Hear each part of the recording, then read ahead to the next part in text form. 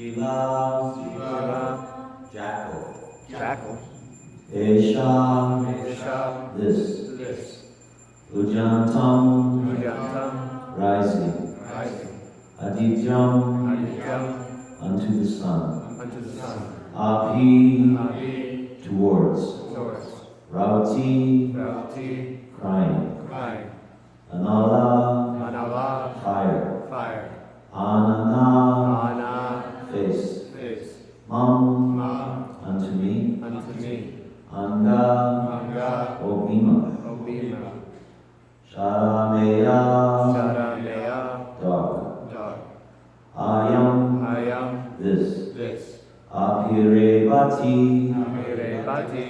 barks towards, Apiruvat, without fear.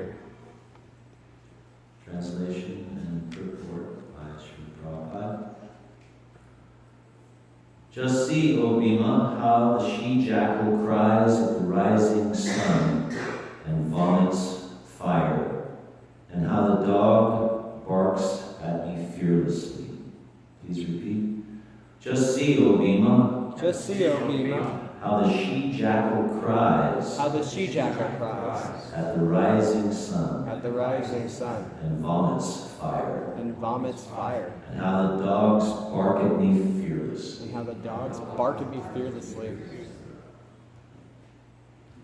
Purport. These are some bad omens indicating something undesirable in the near future. I'm sorry, does it say I'm just supposed to keep reading? Is it all the way to 22? 10 verses. Okay, here we go. Text number 13. O Bhimasena, tiger amongst men, now useful animals like cows are passing me on my left side, and lower animals like the asses are circumambulating me. My horse appears to weep upon seeing me. Just see, this pigeon is like a messenger of death. The shrieks of the owls and their rival crows make my heart tremble. It appears that they want to make a void of the whole universe. Just see how the smoke encircles the sky. It appears that the earth and mountains are throbbing. Just hear the cloudless thunder and see the bolts from the blue. The wind blows violently, blasting dust everywhere and creating darkness. Clouds are raining everywhere with bloody disasters. The rays of the sun are declining, and the stars appear to be fighting amongst themselves. Confused living entities appear to be ablaze and weeping. Rivers, tributaries, ponds, reservoirs, and the mines are all perturbed. Butter no longer ignites fire. What is this extraordinary time? What is going to happen? The calves do not suck the teats of the cows, nor do the cows give milk.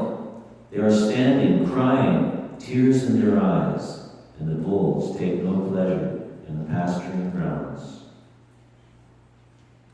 The deities seem to be crying in the temple, lamenting and perspiring. They seem about to leave.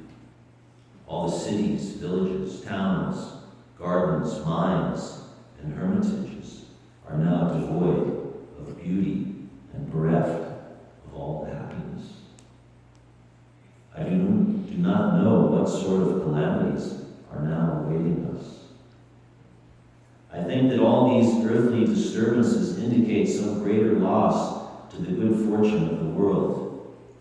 The world was fortunate to have been marked with the footprints of the lotus feet of the Lord. These signs indicate that this will no longer be. Now, am I supposed to read 22 or is that?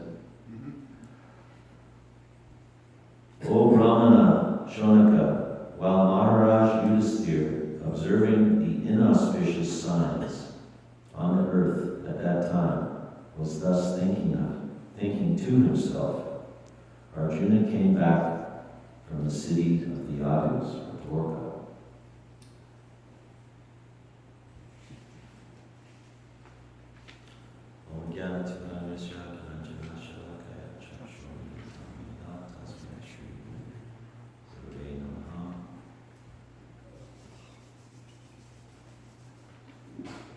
So Krishna was here on this planet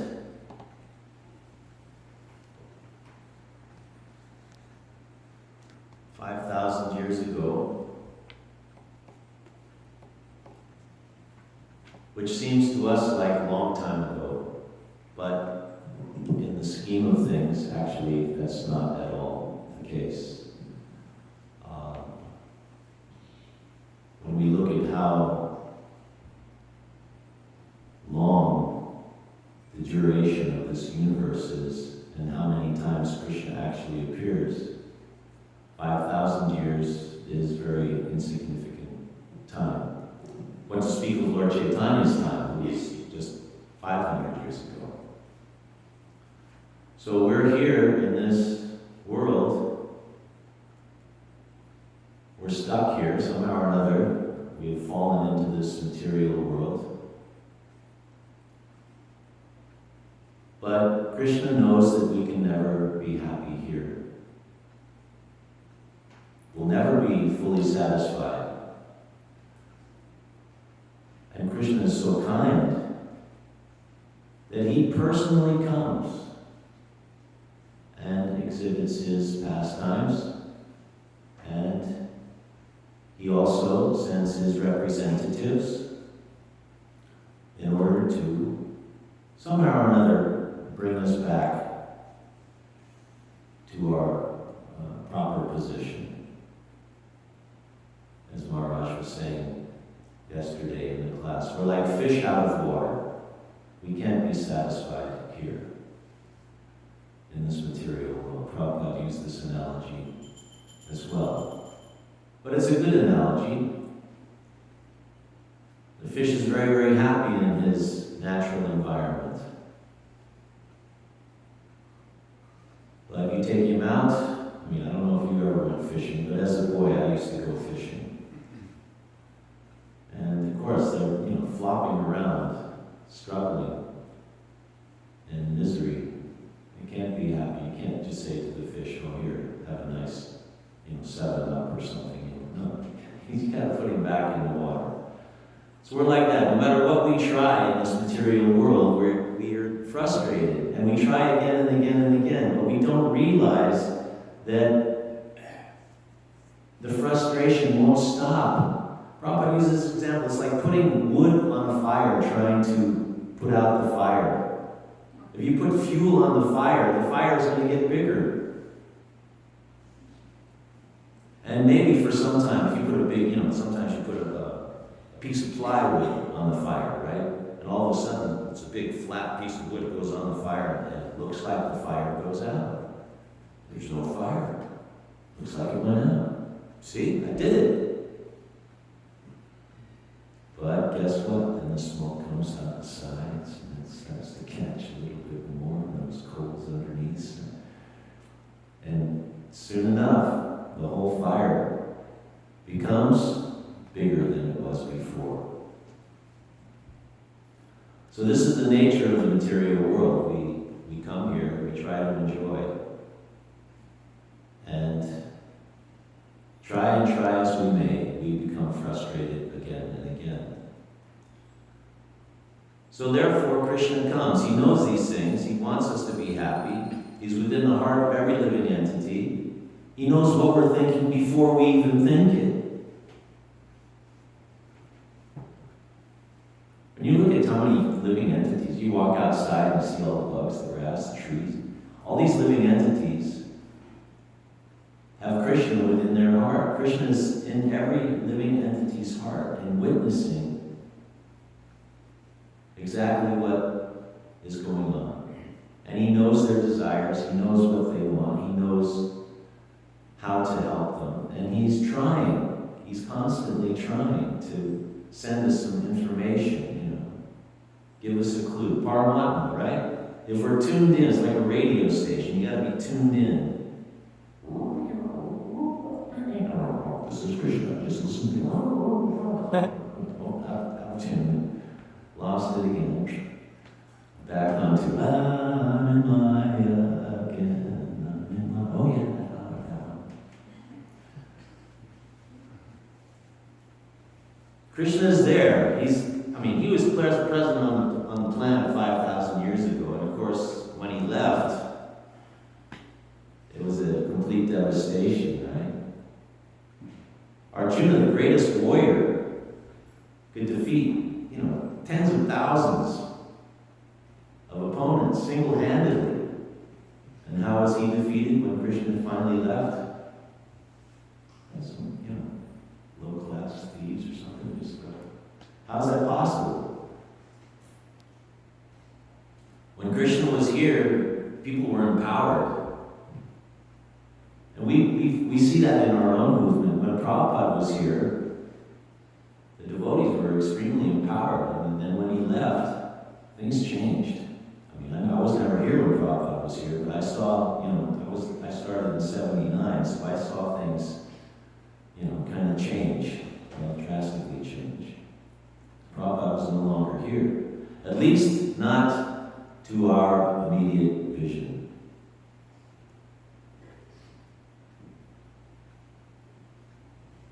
I heard that Prithu had a dream. Prithu Prabhu had a dream.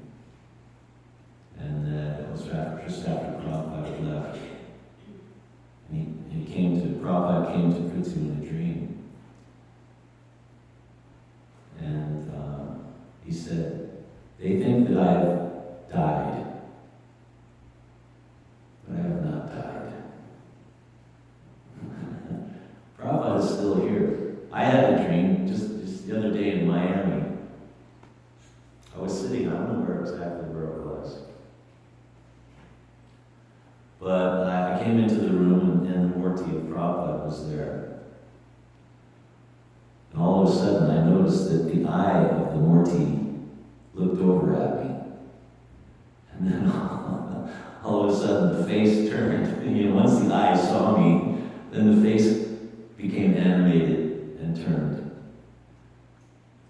And then all of a sudden the whole body of the Murti was Prabhupada. It was no longer a Murti, it was Prabhupada. And then, I don't remember all the conversation that we had, but the one thing that I do remember is that he said, we have to worship the acharyas, otherwise finished. That bit I remember.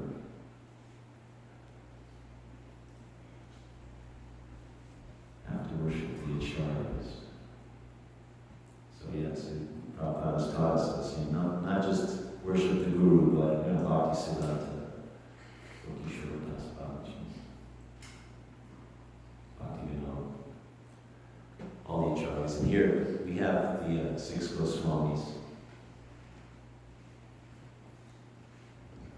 So Prabhupada has given us the process of how to come back to Krishna.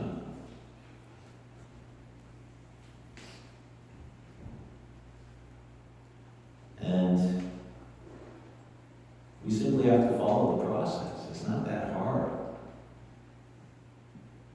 If we can follow what Prabhupada has taught us and simply try to carry out his word. Anybody can do it, really.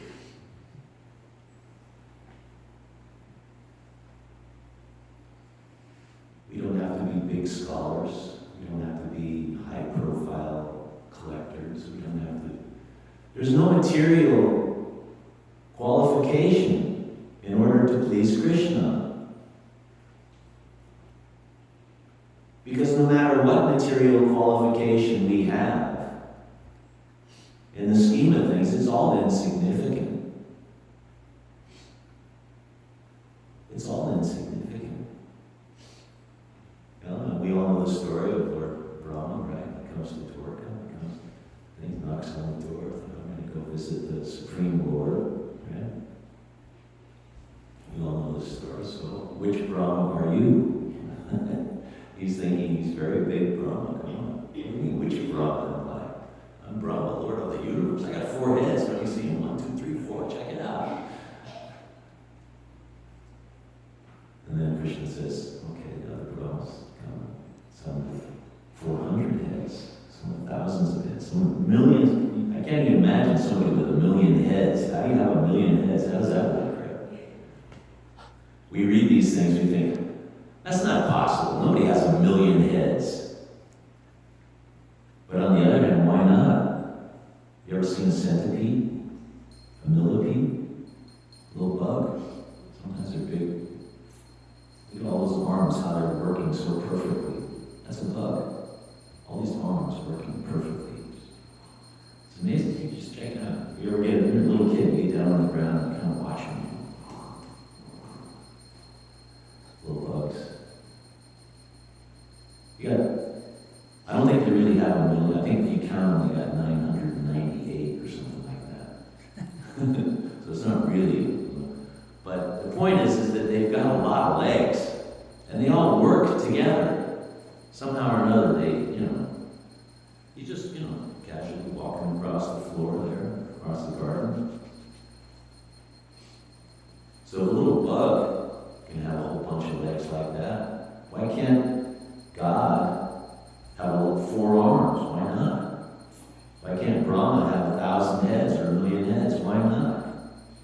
Why do we want to impose our limited conception on things? God is completely unlimited. He can do whatever he likes.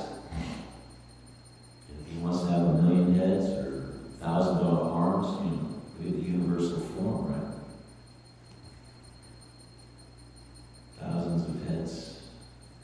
So anyway, Krishna can do anything he likes, but what does he like? What if you could do anything you would like? What would you like to do? So Krishna, what he likes, you know what he likes? He likes to serve his devotees. That's what Krishna likes. He likes to please his devotees. And of course, the devotees like to please Krishna. And this ongoing thing, Radha, and the gopis used to smile. And then Krishna would see that they're happy. And then Krishna would be more happy, so he would be smiling. And then the gopis would see that he was smiling, so they'd become more happy. And he said, and I could go on like this for the whole class, because it goes on and on and on. It gets better and better and better.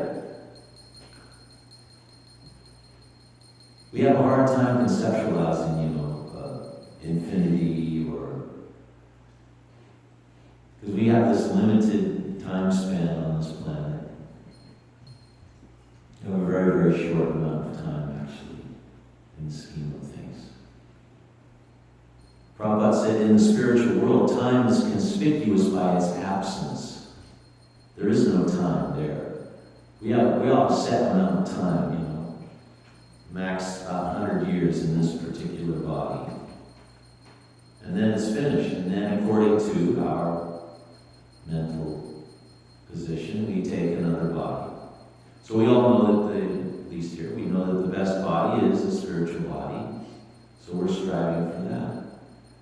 And we know that this material human body is very significant because without the human machine, I always use the analogy of computers. I think it's a great analogy. If you have a laptop with a really good program and a really good set of hardware, then you can sit down and you can do far-out graphic programs or video programs and stuff. But if you got an older machine, it doesn't work. So similarly, the operator may have a great machine or may have a crummy machine. One machine he can do the work on, but the other machine simply is not capable of that type of work. So the human body is capable of discussing spiritual life, whereas a material body, if you got a dog or a cat's body, it won't do it. The operator maybe in the body of a dog or the body of a human being. But depending on the machine, you can either do the work or not. So somehow, by Krishna's grace, we've been awarded this human form. We have the capability of utilizing it for the service of Krishna. But we have to take advantage of that. And now in these verses we're reading about all the inauspicious omens that are happening. But we can also see so many inauspicious things happening in this very time. Right? Everyone, I think, was talking about how they're going underneath the earth here and taking so many precious things, the gas, the coal. So people are attacking Mother Earth, and it's having its repercussions, these inauspicious signs. Plates of your houses are shifting. That's pretty inauspicious, right? Your house gets a big crack down the middle and half the wall falls off. That's pretty inauspicious. It's because they're digging underneath the earth, tunneling under there to take the coal. And the sky is becoming more polluted. Kali Yuga, everything is polluted. Everything is being destroyed. The air is bad. The water is bad. Right? The earth is bad. Everything is being exploited. We're exploiting Mother Nature to the maximum. Why? Trying to get more money, squeeze more money out of it. As Rob says, chewing the chew, trying to suck something out of there. It's just, you're not going to get it. You're going to be frustrated. You're going to be, disappointed. So these things are going on right now. But what do we have? We have the mercy of Srila Prabhupada, who's brought this knowledge to us. Simply chant Hare Krishna and be happy. Such a simple thing. Just chant. Like so many people came over the weekend. They didn't know what was going on, but we got them chanting, We just get people to chant. Take one book, chant the Maha Mantra, take one piece of prasadam. Then we're seeing it, we're witnessing it right now. The world is changing. Yoga classes are happening. People are becoming vegetarian. People are becoming vegans. People are going to these kirtan melas. The movement is happening. Lord Chaitanya's movement is happening right now. We can witness it. So this auspiciousness, this transcendental auspiciousness is happening right now. And we can be a part of it. All we got to do is just jump in, right? All we got to do is just offer a little bit of service, offer a little bit of money, offer a little bit of time, and help this thing go on. And then, of course, Krishna will be satisfied. Krishna will be satisfied. And if Krishna is satisfied, then we feel satisfied. That's the trick. Try to serve Krishna with love and devotion, and then you feel happy. When we see the devotees dancing in kirtan, how more blissful can you be? That's it.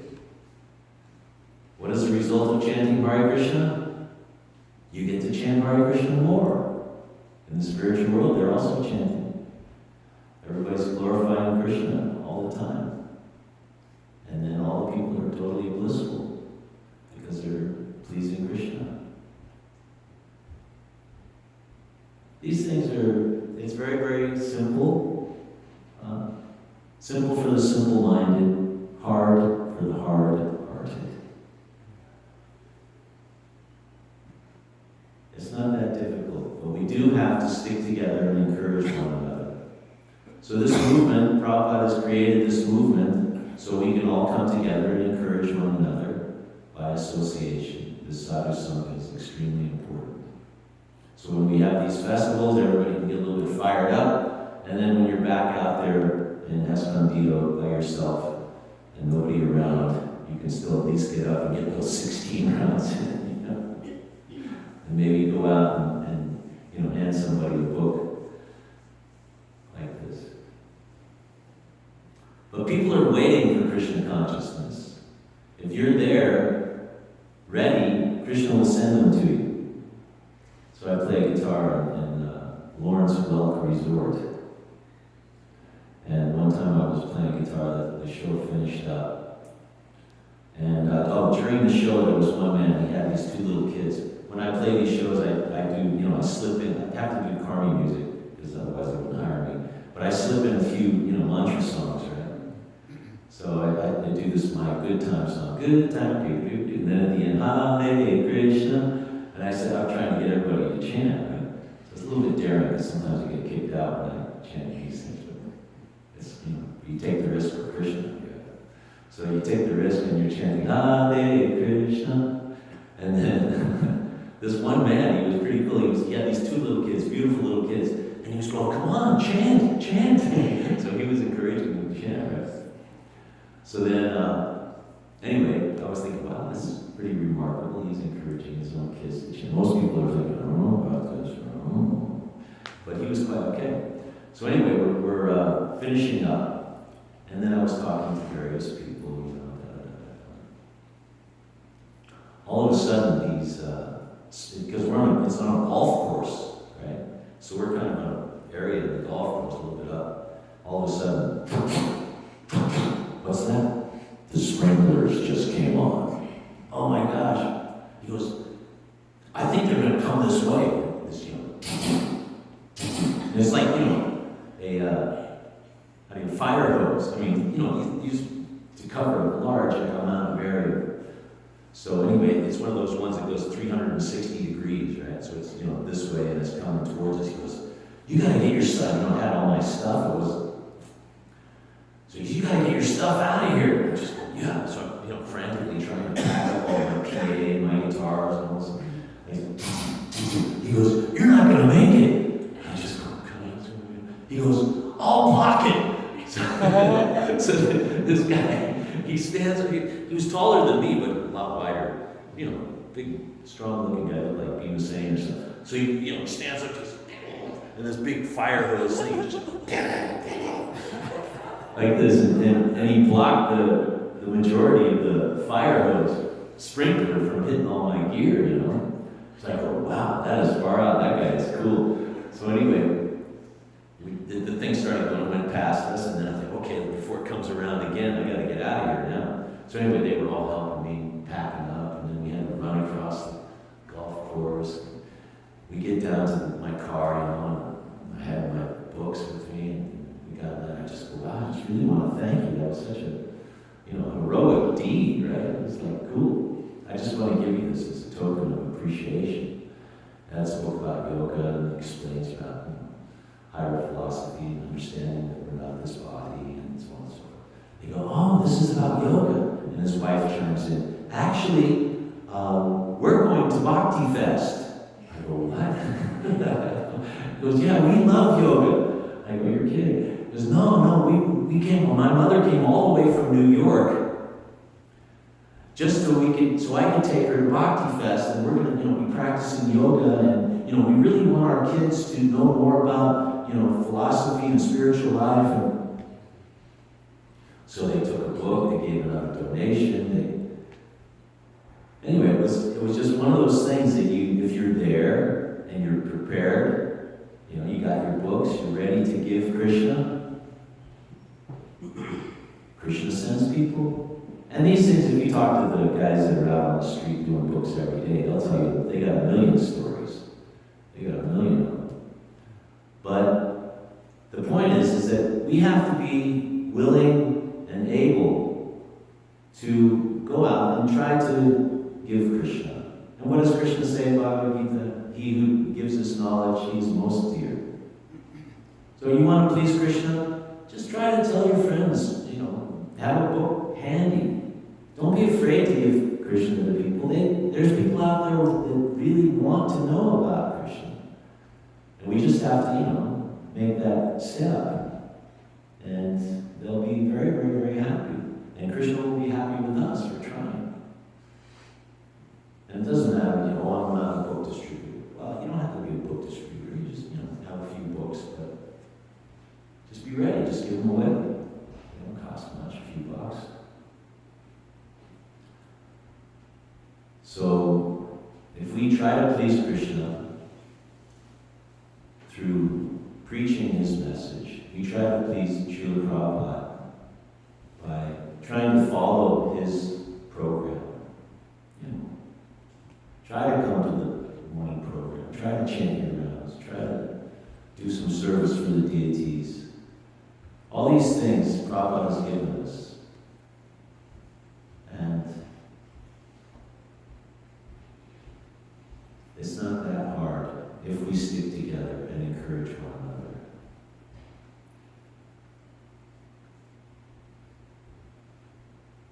Association is everything.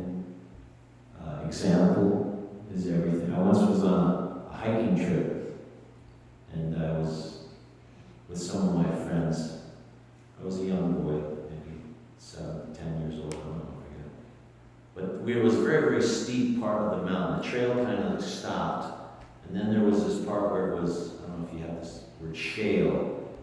It's just rock. It was like, it was very steep, but the rock was very loose. So you step on it and it just gives way under your foot. So I was looking at that and I was thinking, if you walk on that rock, you're going to go sliding down that hill.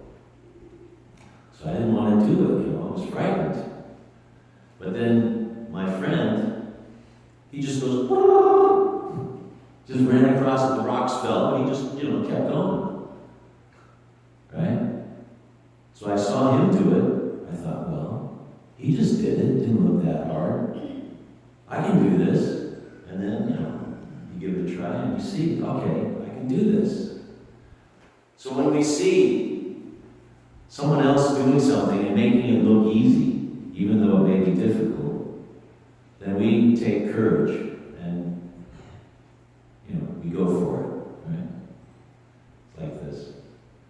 So these devotional processes, everybody knows this austerity is not so easy. But when we are together and we see the other people doing it, the other devotees taking it up, then we think, okay, I can do this also. So this sadhu sangha is the key. So Prabhupada's ISKCON is like a boat, right? ISKCON is like a boat, and he's pulled us up out of the ocean of material existence, and we're sitting on this boat, and he's the captain, he's guiding us back to Godhead. And everybody knows on a boat, sometimes you got, some fighting,